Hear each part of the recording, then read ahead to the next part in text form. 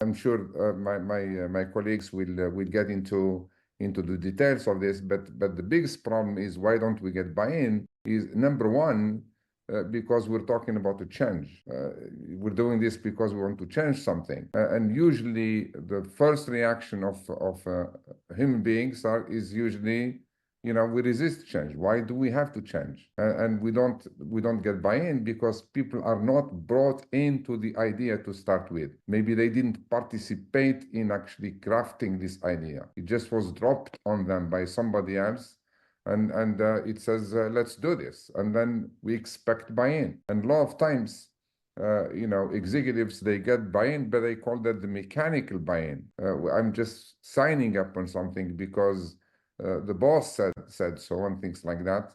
I have definitely, I'm sure, again, my colleagues will have some examples, but I have participated in many, many, many initiatives where we did a lot of things, with a lot of work, but because the people were not part of crafting the ideas, they're not part, they didn't start with it, that we never get full buy-in. And when we don't get full buy-in, people give you just enough to get you off their backs. That might be very little or a little bit more, but as long as they're convinced that's enough, they're going to stop right there. So again, when we come back to the buy-in, the most important thing is trying to bring people in the start and trying to have them draft the vision for this change. What are we trying to achieve, and what's in it for them, which is one of the most important thing.